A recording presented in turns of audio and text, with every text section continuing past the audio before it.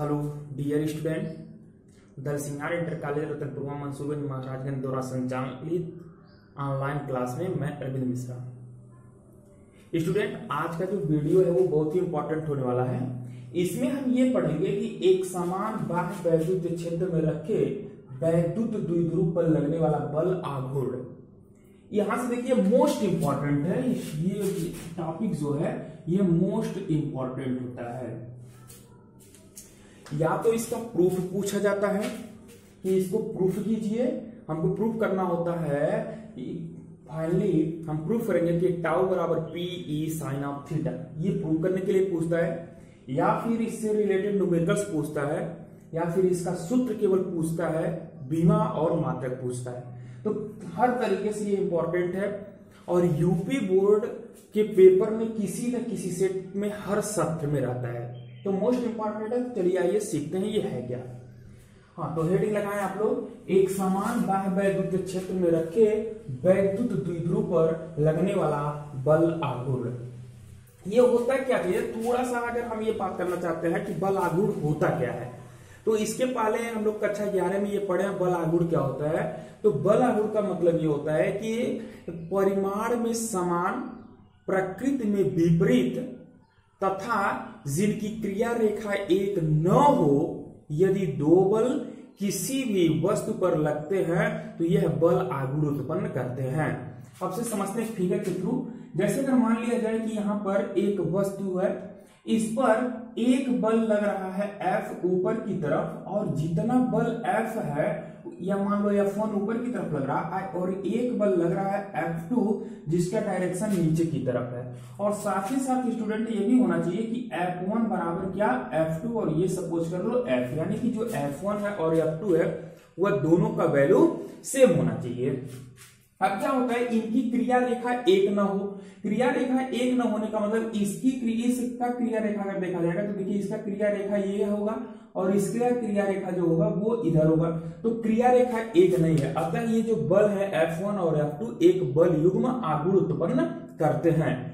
तो इसी प्रकार से अगर इनकी क्रिया रेखा एक हो गई तो वह बल युग्म आघूर्ण नहीं बनाएंगे। जैसे अगर मान लिया जाए कि यहाँ पर एक वस्तु है और इधर हमने लगा दिया F1 बल और ठीक इसी के नीचे हमने लगा दिया F2, तो इनकी क्रिया रेखा देखिए एक ही हो जाएगा, इस तरीके से एक ही हो गया। इसलिए यह बल युग्म आघूर्ण उत्पन्न नहीं करेंगे, भले ही F1 और F2 बराबर हों और अपोजिट डायरेक्शन में लग रहे हों।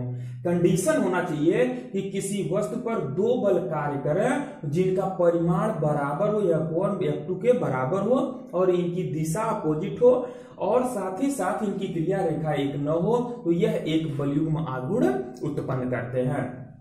अगर बल, जैसे यहां समझिए कि अगर मान लिया जाए ये मार्कर है, इस मार्कर पर हम एक बल लगा रहे हैं, या इस सिरे पर एक बल लगा रहे हैं, ऊपर से लगा रहे हैं तो ये नीचे की तरफ लग रहा है। तो अब ये देख रहे हैं मार्कर का ये वाला जो सिरा है वह ऊपर जा रहा है, ये नीचे जा रहा है तो ये ऊपर जा रहा है। इसका मतलब ये हुआ कि एक बल नीचे की तरफ लग रहा है और इस सिरे पर ऊपर की तरफ लग रहा है, तो यह एक बल युग्म आघूर्ण उत्पन्न करेंगे।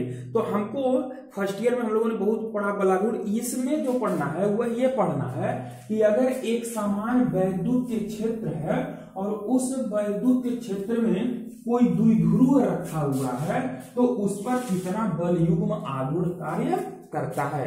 जैसे अगर मान लिया जाए, यहां से ऐसे देखा, अगर मान लिया जाए कि यह एक समान वैद्युत क्षेत्र है, आपको पता होना चाहिए कि जहां पर वैद्युत बल रेखाएं परस्पर समांतर हो वह एक समान वैद्युत क्षेत्र को प्रदर्शित करते हैं।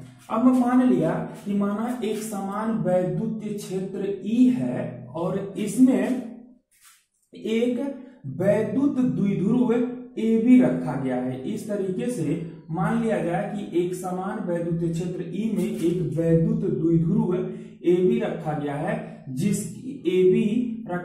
जिसके आवेश जो है इधर माइनस Q और यहाँ पर प्लस Q है, और इनकी जो लंबाई है वह 2L है। ये जो लंबाई है वो 2L है। अब हम ये देखेंगे कि इस द्विध्रुव पर दो प्रकार का बल लगेगा। एक जो बल लगेगा वह Q आवेश पर लगेगा और एक माइनस Q आवेश पर लगेगा। हम जानते हैं कि अगर कोई आवेश वैद्युत क्षेत्र E में रखा है तो उस पर जो लगने वाला बल होता है वो होता है Q इंटू E। ये होता है F बराबर Q इंटू E। यदि एक समान वैद्युत क्षेत्र E में कोई आवेश Q रखा गया तो उस पर जो वैद्युत बल लगता है F बराबर Q इंटू E होता है। तो अब हम कहेंगे कि B वाला जो है B सिरे पर कितना बल लग रहा है, तो यह लगेगा Q प्लस का Q इंटू E और इसका जो डायरेक्शन होगा वो किधर होगा, वैद्युत क्षेत्र की दिशा में होगा। आप और फिगर में संशोधन करें, ऐसे समझें कि इधर हो जाएगा, इसका डायरेक्शन इधर होगा और यह कितना हो जाएगा Q इंटू E, इसका डायरेक्शन वैद्युत क्षेत्र की ही दिशा में होगा। और दूसरा जो बल लगता है वह बल लगता है माइनस के कारण माइनस QE। ठीक है, इसका जो डायरेक्शन होता है वह क्षेत्र के विपरीत दिशा में होता है। माइनस है ना तो क्षेत्र के विपरीत दिशा में, प्लस है तो क्षेत्र की दिशा में होता है। अब हम ये देख रहे हैं कि यह जो है मैग्नीट्यूड दोनों बलों का सेम है, यह F1 है तो यह F2 है, दोनों बलों का मान सेम है। QE इसका भी है, QE इसका भी है, लेकिन दिशा अपोजिट है। इसका वैद्युत क्षेत्र की दिशा में होगा प्लस के कारण और माइनस के कारण क्षेत्र के विपरीत दिशा में होगा। अर्थात यह एक बलयुग्म आघूर्ण उत्पन्न करेंगे। साथ ही साथ देखिए इनका क्रिया रेखा भी एक नहीं है। इसका क्रिया रेखा आप इधर बढ़ाते जाइए तो इधर होगा और इसका क्रिया रेखा इधर होगा, अर्थात यह एक बलयुग्म आघूर्ण उत्पन्न करेंगे। अब हमको निकालना क्या है कि बलयुग्म आघूर्ण का सूत्र कैसे निकालेंगे। तो यहां से देखिए आप लोग लिखना चाहें तो आप लोग फिगर बनाएंगे। फिगर बनाने के बाद से आप लोग लिखेंगे कि माना एक समान वैद्युत क्षेत्र E में एक द्विध्रुव AB रखा गया जिसका आवेश माइनस Q व प्लस Q है। माइनस Q पर लगने वाला बल QE क्षेत्र की दिशा में होगा, जबकि माइनस Q पर लगने वाला माइनस Q आवेश पर लगने वाला वैद्युत बल क्षेत्र के विपरीत दिशा में होगा। क्योंकि इनके मान बराबर है तथा दिशा अपोजिट है, अतः यह एक बलयुग्म आघूर्ण उत्पन्न करेंगे। और हम ये जानते हैं कि जो बलयुग्म आघूर्ण होता है, बलयुग्म आघूर्ण जो होता है टाउ बराबर, ये इसका सूत्र हम लोगों ने पढ़ा है कि बल गुणे दोनों बलों के बीच की लंबवत दूरी, दोनों बलों के बीच लंबवत दूरी, ये होता है सूत्र। यानी कि टाउ बराबर हमको क्या निकालना है, बल निकालना है और दोनों बलों के बीच की दूरी निकालना है। तो यानी कि F इंटू दोनों बलों के बीच की लंबवत दूरी, ये ध्यान में रखना चाहिए। बच्चे कंफ्यूज होते हैं और ये दूरी समझ लेते हैं, ये दूरी लंबवत दूरी नहीं है। ये जो 2L हम लोग माने ये लंबवत दूरी नहीं है।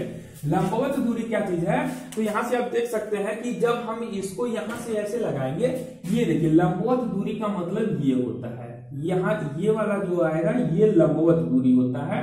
अगर हम इसको यहाँ C मान लें तो हम ऐसे लिखेंगे कि ये क्या चीज होगा, लंबवत दूरी होगा। अब अगर ये मान लिया जाए कि यह जो द्विध्रुव है वह क्षेत्र से कितने एंगल पर रखा गया है, थीटा एंगल पर रखा गया है, तो हम ये लंबवत दूरी निकालेंगे। कैसे, अलग से हम फिगर बनाए अगर, तो देखिए एक जो बल लग रहा है वो इधर लग रहा है, ठीक है, ये कौन सा बल है, QE वाला है, और एक जो बल लग रहा है वो इधर है और ये वाला थोड़ा आप ऐसे बनाएंगे किसी एंगल पे, ये वाला जो बल लग रहा है ये माइनस का QE है और इनके बीच की जो लंबवत दूरी आएगा ये वाला आएगा यहां से। ये वाला फिगर हमने यहां उठा करके रख दिया, यह है A, यह B है और ये क्या है, C है। तो यानी कि ये दोनों बलों के बीच की जो लंबवत दूरी होगी वह क्या चीज हो जाता है, तो दोनों बलों के बीच लंबवत दूरी का मतलब BC। ये ध्यान देंगे आप लोग, क्या हो जाएगा, BC। यानी कि टाउ बराबर F का जो वैल्यू है F क्या है, बल का मतलब जो दोनों बल लगते हैं ना, उसी दोनों बलों में से कोई एक बल आप लिख दो। तो मैं लिख दिया F बराबर क्या चीज, QE और इंटू क्या चीज, BC। अब BC का मान तो हमको पता नहीं है, हमको तो AB का मान पता है, हमको किसका मान चाहिए, BC का, क्योंकि लंबवत दूरी होता है तो BC निकाल लो। अब BC कैसे निकालेंगे, तो यहां से आप लोग निकाल सकते हैं ऐसे कि त्रिभुज, ये देखिए लंब त्रिभुज है, क्या चीज कि ACB में, ACB में आपको क्या मिलेगा, ध्यान दें हमको निकालना क्या है, BC निकालना है। तो ये BC है, ये इस एंगल के लिए ये वाला क्या चीज हो जाएगा, लंब होगा, और इस एंगल के लिए ये लंब है, तो लंब के ठीक सामने वाला भुजा क्या होता है, कर्ण। तो ये वाला कर्ण है जिसका मान हमको 2l पता है, BC हमको निकालना है, थीटा हमको पता है, तो लंब निकालना है, कर्ण पता है, कोण पता है, तो क्या हम कौन सा त्रिकोणमिति फंक्शन लगाते हैं, साइन थीटा, क्योंकि साइन थीटा बराबर क्या चीज होता है, लंब बटे कर्ण होता है। तो लंब क्या चीज है इस त्रिभुज में लंब है BC और कर्ण क्या चीज हो जाएगा, AB, यानी कि इंप्लाइज दैट आप इसी को लिख सकेंगे कि BC इज इक्वल, ये हो जाएगा AB साइन थीटा, या फिर जब BC का मान निकालेंगे तो AB का मान कितना है, 2l। देखिए यहां से लेकर के ये वाली जो दूरी है वो 2l AB हो गया, और ये क्या चीज हो जाएगा, साइन थीटा। अच्छा थीटा है क्या, थीटा ये है कि ये जो द्विध्रुव रखा गया है वो वैद्युत क्षेत्र से कितने एंगल पे रखा गया है। वैद्युत क्षेत्र ये सोचता है कि ये हमारे ही दिशा में रहे, ये जो वैद्युत द्विध्रुव को हमने ऐसे रखा तो वैद्युत क्षेत्र सोचेगा ऐसे रहे, हमारे दिशा में रहे, इसी के लिए वो इस पर बलयुग मागुड़ कार्य करता है अपने दिशा में लाने के लिए। तो मैंने मान लिया पहले कितना थीटा पर रखा गया, तो BC का मान निकल गया। अब हम यहां लिखेंगे कि BC का मान समीकरण 1 में रखने पर, तो रख दीजिए, जब रखेंगे तो आपको क्या मिलेगा, टाउ इज इक्वल QE, और इसका जो वैल्यू है वो हो जाएगा 2l साइन थीटा, या फिर हम इसी को ऐसे भी लिख पाएंगे, हम इसको लिख सकते हैं ना ऐसे, देखिए ये हो जाएगा Q गुणे 2l फिर E फिर साइन थीटा। अच्छा या इसी को हम लिख पाएंगे कि टाउ इज इक्वल, ये जो है ना Q गुणे 2l, इतने की जगह पर हम क्या लिखेंगे, P लिखेंगे, P हो जाएगा, ये हो गया E और ये हो जाएगा साइन थीटा हो गया। ठीक, अब ऐसा हमने क्यों किया, क्योंकि हम पहले पढ़ चुके हैं कि Q गुणे जो 2l होता है वह P होता है, और P को हम क्या बोलते हैं, P को बोलते हैं वैद्युत द्विध्रुव आघूर्ण। ये क्या होता है, वैद्युत द्विध्रुव आघूर्ण होता है, यानी कि जो फाइनली हमारा आया वह आया गया, ये प्रूफ हो गया कि टाउ बराबर क्या होता है, PE साइन थीटा होता है। ये प्रूफ करने के लिए आता है जो कि हमने प्रूफ किया। एक चीज और भी देखिए, जो चीज कुछ बच्चे प्रूफ करने से डरते हैं, न्यूमेरिकल्स लगाने से डरते हैं, बस उनको तो क्या आता है कि कोई थ्योरी है बस रट लो आराम से, तो नहीं, ऐसा आपको नहीं करना है, आपको समझना ये आसान है, केवल आपको ये फिजिक्स सबसे आसान चैप्टर विषय होता है, इसमें आप देखो करना है, स्टेप सीखो, स्टेप में क्या करना है, एक दो बार आप पढ़ लो, फाइनली ये जानो कि टाउ बराबर P साइन थीटा लाना है, मतलब जो फार्मूला आपको लाना है। आप क्या कीजिए कि आप फिगर बना लीजिए, सबसे मेन फिजिक्स में भी फिगर, जिस तरह बायोलॉजी में फिगर मेन होता है उस तरह फिजिक्स में अगर आप सही से बना दिए तो ज्यादा लिखने की जरूरत नहीं है आपको, फिगर आप सही से बनाइए। अब हम देखिए, अब स्टेप सीखो, स्टेप ये सीखना है आपको कि पहले फिगर बनाना है, फिगर बनाने के बाद से जो उसका मेन पॉइंट होता है, किस फार्मूले से ये आएगा उसको आप जानो। जैसे हमने जान लिया कि बल आघूर्ण बराबर ये होता है, अब यहां से हमने स्टार्ट किया, भाई ये चीजें हमको पता है, जब स्टेप फर्स्ट पता है उसके बाद हमने कर लिया। अब जब ऐसे रखा तो ये आया कि भाई BC तो मेरे पास है या नहीं है, तो BC कैसे निकलेगा, जो आप यहां से फिगर बनाए उसी से BC निकालो, क्योंकि जो दिया है उसी की कंडीशन में आपको लाना है ना। तो आप ऐसे पूरा सॉल्व करेंगे तो ये टाउ बराबर आपको PE साइन थीटा प्रूफ हो जाएगा। ठीक है, अब टाउ बराबर PE साइन थीटा हो गया, इसको जल्दी से नोट करें, आप लोग लिख सकते हैं, अगर लिखना चाहें तो फिगर बनाइए, फिगर बनाने के बाद से अगर लिखना चाहें लिखिए कि माना एक समान वैद्युत क्षेत्र E में एक वैद्युत द्विध्रुव AB क्षेत्र से थीटा कोण पर रखा गया है, जिसके आवेश -Q व +Q है तथा इनके बीच की दूरी 2l है। तो Q + Q आवेश पर लगने वाला बल QE होगा जो क्षेत्र की दिशा में होगा, तथा -Q पर लगने वाला बल -QE होगा जो क्षेत्र की विपरीत दिशा में होगा। क्योंकि इन दोनों बलों के मान बराबर है, दिशा विपरीत है, अतः यह एक द्विध्रुव पर बलयुग्म आघूर्ण उत्पन्न करते हैं। अब यहां से आप स्टार्ट कीजिए, बल आघूर्ण बराबर इतना, पूरा यहां तक आ जाइए। अब यहां तक आने के साथ साथ आप एक चीज और भी देखेंगे कि बलयुग्म आघूर्ण कैसी राशि होता है, सदिश राशि होता है कि अदिश राशि होता है। तो हम मिटाते हैं, ये नोट में लिखिए। अच्छा, नोट में लिखने से पहले एक चीज और भी हम बता दें कि अगर बात किया जाए कि इसका मात्रक क्या होता है और बीमा क्या होता है, ठीक है ना, तो नोट से के थ्रू ही हम इसको बता रहे हैं। नोट में आप लोग लिखेंगे, नोट में जो फर्स्ट नोट है वह यह होता है कि यदि थीटा इज इक्वल 0, थीटा बराबर क्या है 0, इसका मतलब क्या हुआ कि अगर वैद्युत द्विध्रुव जो है वो क्षेत्र की दिशा में ही रखा गया है, यानी कि क्षेत्र की दिशा का मतलब यह है, ऐसे फिगर हमने बनाया इस तरीके से, इधर वैद्युत क्षेत्र है और जो हमारा द्विध्रुव है ए बी उसका भी डायरेक्शन इसी तरह है, तो एंगल थीटा बराबर 0 हो जाएगा। इस कंडीशन में जो टाउ का वैल्यू होगा वो क्या होगा, पी साइन 0 अंश, यानी कि टाउ बराबर क्या हो जाएगा 0 अंश हो जाएगा, यानी सॉरी टी टाउ बराबर 0, यानी कि इसका मतलब ये हुआ कि यदि कोई वैद्युत द्विध्रुव क्षेत्र के ही दिशा में रखा गया है तो उस पर लगने वाला बलयुग्म आघूर्ण क्या होता है 0 होता है। अच्छा, फिर इसी तरीके से एक कंडीशन और भी आ सकता है, जो दूसरा है कि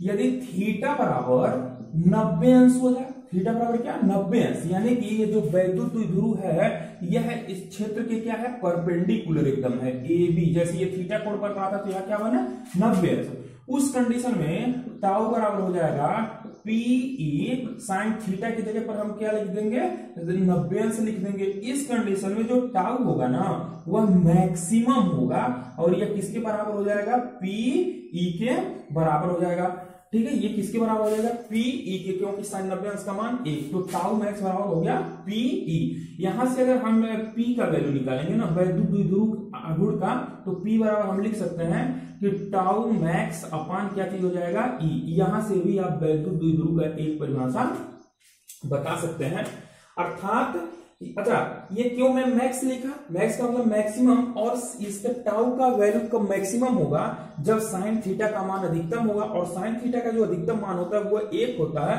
और कब होता है जब एंगल 90 अंश होता है। यानी कि इस कंडीशंस के अनुसार हम ये कहेंगे कि यदि कोई वैद्युत द्विध्रुव वैद्युत क्षेत्र की दिशा के लंबवत रखा गया हो तो उस पर अधिकतम बल आघूर्ण कार्य करता है ये।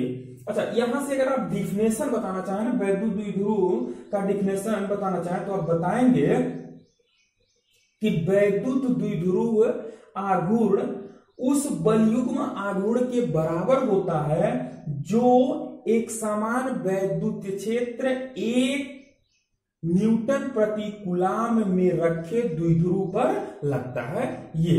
अच्छा, साथ ही साथ अब नेक्स्ट देखा जाएगा इसका जो तीसरा होगा, तीसरा आता है कि ये सदिश राशि है कि अदिश राशि है, तो तीसरा आप लिखेंगे कि टाउ कैसा राशि है सदिश राशि है, टाउ कैसा राशि सदिश राशि है। अब ये आता है कि सर ये कैसे आप जान गए टाउ सदिश राशि है, हाँ जी सदिश राशि ये होता है, एक तो आप ये जानते हो कि जिसमें मैग्नीट्यूड और डायरेक्शन दोनों की रिक्वायरमेंट होती है, इज कॉल्ड वेक्टर क्वांटिटीज। अब क्या आता है तो वो तो सर दिशा उषा वाला थोड़ा सा और आसान बताइए, और आसान समझो ना। देखो हम ये जानते हैं ये जो टाउ है ना, टाउ बराबर हमने पढ़ा कि पी ई साइन थीटा।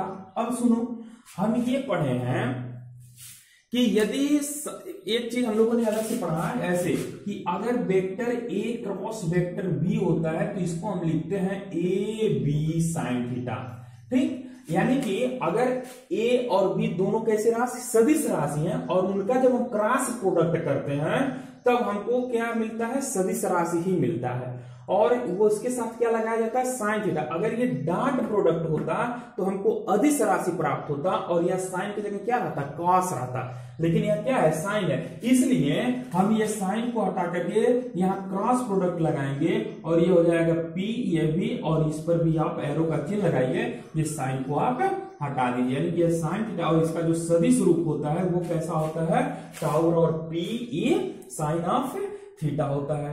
अच्छा, फिर चौथा जो आता है क्या पूछा जाता है, इसका मात्रक और बीमा पूछा जाता है। तो देखिए टाउ का ना, टाउ का मात्रक, जो टाउ का मात्रक होता है वह क्या चीज, टाउ और अभी हमने बताया ना शुरुआत में मैंने बताया कि बल गुणे दूरी है, तो भाई उसका मात्रक क्या, बल का मात्रक क्या चीज होता है तो न्यूटन होता है, ये हो गया, और जो दूरी है उसका मीटर, यानी कि इसका मात्रक हो गया न्यूटन मीटर या, अभी बताऊंगा। बीमा पूछा जाए कि टाउ का बीमा क्या होगा, तो बीमा तो निकाल सकते हो ना, जब मात्रक पता है न्यूटन मीटर तो निकाल लो ना। या आपको टाउ बराबर, देखो जी, अगर टाउ बराबर पीई से यहां से भी निकालोगे तो भी वही मात्रक और बीमा निकल करके आएगा। लेकिन हम आसान सोचते हैं, तो आसान क्या है, शुरुआत वाला जो हमने फार्मूला बताया कि बल गुणा गुण बराबर होता है बल गुणे दूरी, उसी से निकालो, सब आसान होगा।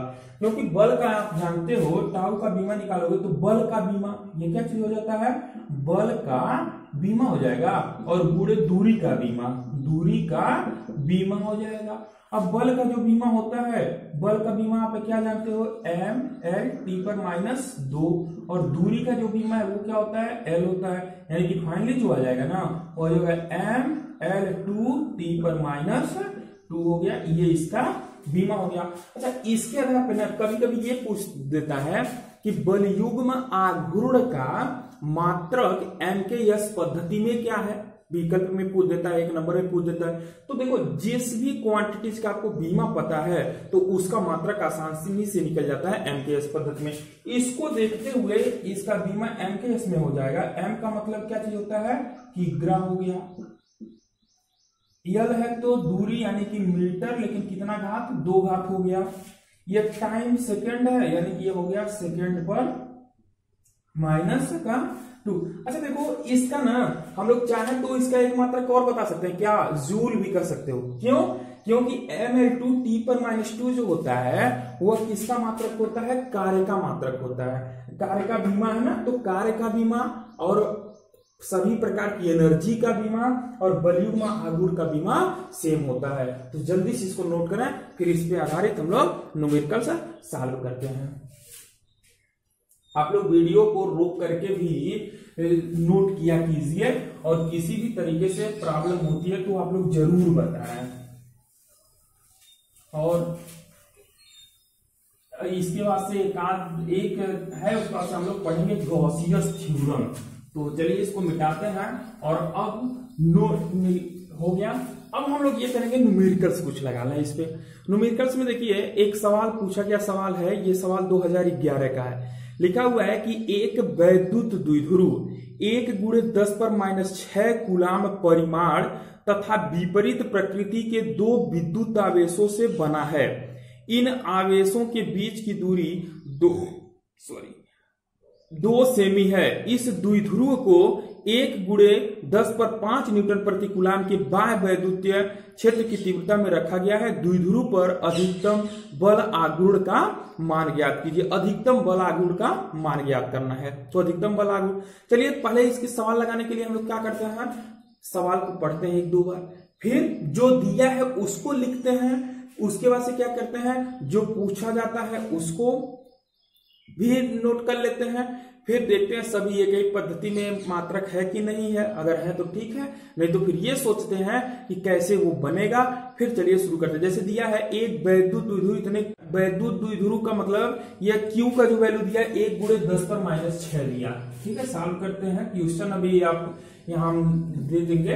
क्वेश्चन में कहा है जो Q का मान दिया 1 × 10⁻⁶ कूलाम दिया हुआ है, और क्या दिया, तथा विपरीत पर 2 बिंदु आवेश से बना है। इन आवेशों के बीच की जो दूरी दिया है वो 2 सेंटीमीटर दिया है, यानी कि जो 2L का वैल्यू है वो कितना है, 2 सेंटीमीटर है। इसको आपने नोट किया।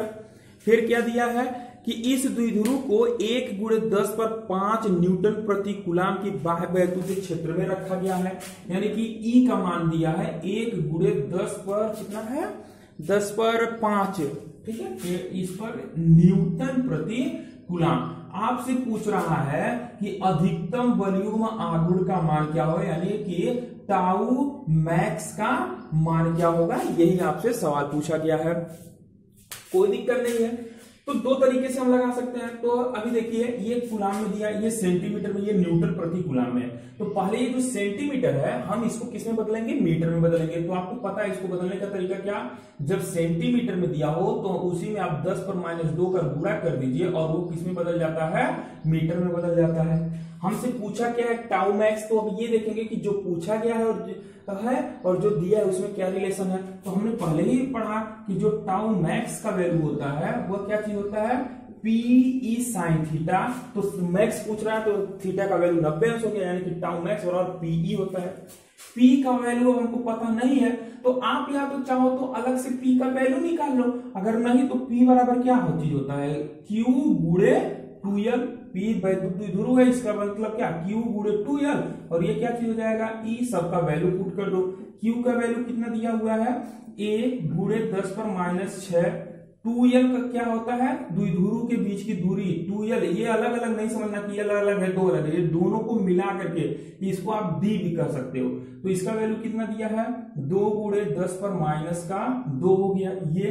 फिर क्या है, ई, तो ई का जो मान है वो कितना है, 1 गुणे 10 पर पावर 5 हो गया।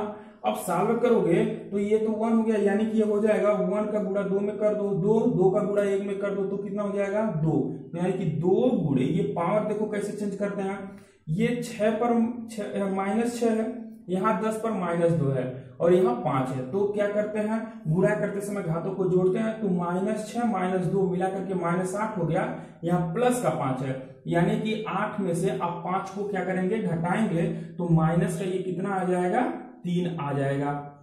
यानी कि टाउ मैक्स जो है वो 2 गुणे 10 पर 3, इसका मात्रक जरूर लिख दिया जाता है, क्या होता है, न्यूटन मीटर होता है। यही ये आ गया है आपका टाउ मैक्स का वैल्यू और यही है आपका आंसर। जल्दी नोट करें। फिर नेक्स्ट सवाल, नेक्स्ट सवाल में अब हम ये लगाएंगे, जैसे नेक्स्ट सवाल ये है जो आपका वो 2011 अभी पूछा गया ही क्वेश्चन है, इसमें क्या रहा है कि एक तक हम मिटाते हैं, जल्दी नोट करें इसको, ठीक है। अब देखिए सवाल क्या कह रहा है, कह रहा है कि +1 माइक्रोकूलाम तथा -1 माइक्रोकूलाम के 2 बिंदु आवेश एक दूसरे से 2 सेंटीमीटर की दूरी पर स्थित है। यानी कि कह रहा है कि एक प्लस का कितना है, +1 माइक्रोकूलाम, +1 माइक्रोकूलाम, और एक जो आवेश है वो एक आवेश है -1 माइक्रोकूलाम, और कह रहा है कि इनके बीच का ये जो डिस्टेंस है वह कितना दिया, वो डिस्टेंस जो दिया हुआ है वह 2 सेंटीमीटर है, यानी कि ये जो दूरी है वह कह रहा है कि 2 सेंटीमीटर है। फिर आगे कह रहा है कि दोनों मिलकर एक वैद्युत द्विध्रुव की रचना करते हैं। भाई ये देखो दोनों के आवेश समान है, इनका दिशा मतलब प्रकृति विपरीत है, तो वैद्युत द्विध्रुव बनाएंगे ही बनाएंगे। फिर नेक्स्ट इसी में कह रहा है कि रचना करते हैं, यह द्विध्रुव 1 गुणे 10 पर 5 वोल्ट प्रति मीटर के एक समान वैद्युत क्षेत्र में स्थित है। यानी कि जो ई का वैल्यू दिया हुआ है, ई का जो वैल्यू दिया है वो अभी आप लोग यहाँ देख पा रहे हैं कि क्वेश्चन में दिया हूं, उसको आप लोग नोट भी चाहे तो कर सकते हैं। इसमें दिया हुआ है ये कहाँ है, थोड़ा सा दिक्कत है इसमें, सिर्फ दिख नहीं रहा। हाँ, 1 गुणे 10 पर 5 दिया हुआ है, ई का मान 1 गुणे 10 पर 5 न्यूटन मीटर दिया हुआ है। अब जो आपसे पूछा जा रहा है वो ये पूछा जा रहा है कि ज्ञात कीजिए, पहला पूछ रहा है वैद्युत द्विध्रुव आघूर्ण पूछ रहा है, ठीक है, वैद्युत द्विध्रुव आघूर्ण पूछ रहा है, मतलब P बराबर क्या होगा। और दूसरा जो पूछ रहा है वह पूछ रहा है कि द्विध्रुव पर आरोपित अधिकतम बल आघूर्ण पूछ रहा है, यानी कि टाउ मैक्स का वैल्यू पूछ रहा है। तो ये आप लगा सकते हैं कि यहां से ई का कोई एक आवेश आप ले लीजिए, यानी कि Q बराबर कितना हो जाएगा, तो 1 माइक्रोकूलाम, यानी कि 1 गुणे 10 पर -6 कूलाम आप लोग रख लीजिए। उसके बाद से क्या चीज हो जाएगा, Q का वैल्यू है, इनके बीच की जो दूरी है, यानी कि जो 2l का वैल्यू दिया हुआ है वो 2 सेंटीमीटर, यानी कि ये हो जाएगा 2 गुणे 10 पर -2 मीटर। P पूछा है, टाउ पूछा है, तो आप जानते हैं कि P बराबर क्या, Q गुणे 2l। Q का जो वैल्यू है 1 गुणे 10 पर -6 है, 2l का जो वैल्यू है 2 गुणे 10 पर -2 कर दीजिए, यानी कि ये हो गया 2 गुणे 10 पर -8 हो गया। क्या चीज, इसका मात्रक जो होता है वो होता है कूलाम मीटर, पहला हो गया। फिर इसी तरह टाउ मैक्स पूछा है, आपको पता है कि टाउ मैक्स बराबर क्या होता है, पी ई होता है, तो पी ई हो गया। इसको सॉल्व कर दीजिए। P का जो वैल्यू है वह कितना आपने निकाल दिया, ये निकाला 2 गुणे 10 पर -8। E का जो वैल्यू दिया 1 गुणे 10 पर पावर 5 हो गया। सॉल्व कर दीजिए तो ये हो जाएगा 2 गुणे 10 पर 8 में से 5 को घटा दीजिए तो माइनस का ये 3 हो गया। क्या चीज, तो न्यूटन मीटर हो गया, ये हो गया। ठीक, फिर इसको जल्दी नोट करें, एक सवाल और लास्ट सवाल और उठा दो इसको। क्वेश्चंस जरूर लगाएं, न्यूमेरिकल्स जरूर लगाएं, कहीं से कोई प्रॉब्लम होती है तो कमेंट करें। हाँ, एक क्वेश्चन और भी और लगाते हैं। इसमें ये देखिए साफ दिख नहीं रहा, फिलहाल शायद 2012 का क्वेश्चन है। ये लिखा है कि एक विद्युत द्विध्रुव 10 पर 5 न्यूटन प्रति कूलाम विद्युत क्षेत्र तीव्रता में 30 अंश के कोण पर रखा गया है और उस पर 6 गुणे 10 पर -24 न्यूटन मीटर का बलयुक्त आघूर्ण लग रहा है। विद्युत द्विध्रुव के आघूर्ण की गणना करें।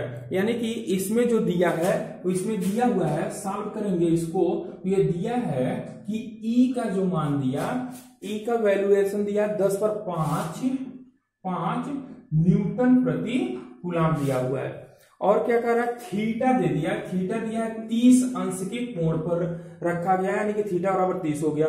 उस पर 6 गुणे 10 पर -24 न्यूटन मीटर, यानी कि टाउ का जो वैल्यू दिया है वह दिया हुआ है 6 गुणे 10 पर -24 क्या चीज, तो न्यूटन मीटर दिया हुआ है।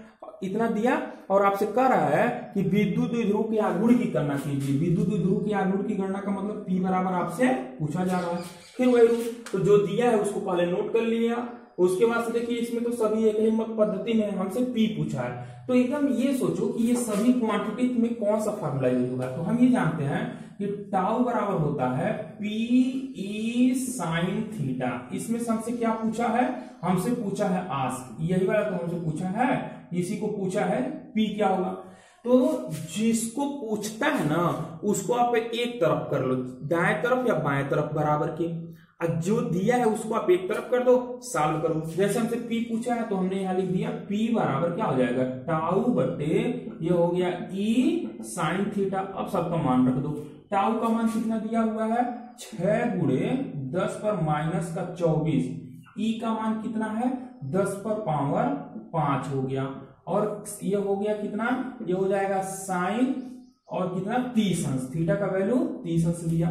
जब आप सॉल्व करेंगे तो ये हो जाएगा, ये हो गया 6 गुणे 10 पर, ध्यान दें ये 10 पर पावर 5 है, ये माइनस का 24 है ऊपर, तो ये जब ऊपर जाएगा तो ये भी माइनस का हो जाएगा, यानी कि 10 पर -5 ऊपर हो जाएगा और 10 पर -24 पहले से है, यानी कि 10 पर हो जाएगा माइनस का 29। और देखिए और बटे जो 37 अंश का मान होता है वो कितना हो जाएगा, 1/2, यानी कि ये 2 भी ऊपर जाएगा तो ये हो जाएगा 2, सॉरी ये 2 ऊपर जाएगा तो 6 दूनी कितना हो गया, 12 गुणे 10 पर -29। इसका मात्रक आप लिख दीजिए कूलाम मीटर हो गया। ये आपसे पूछा जाता है। तो ध्यान दें कि आप लोग जरूर न्यूमेरिकल्स जरूर लगाएं और न्यूमेरिकल्स लगाने का वही तरीका आप लोग अपनाएं। कुछ बच्चे न्यूमेरिकल से घबरा जाते हैं तो आप लोग घबराएं नहीं, सीखें। ठीक है, किसी भी प्रॉब्लम, कोई भी प्रॉब्लम होती है तो आप लोग जरूर कमेंट बॉक्स में करें और अच्छा लगे तो लाइक कर दें और अगर कहीं से भी कोई प्रॉब्लम है तो बेहिचक आप लोग कमेंट करें, कोई प्रॉब्लम नहीं है। धन्यवाद।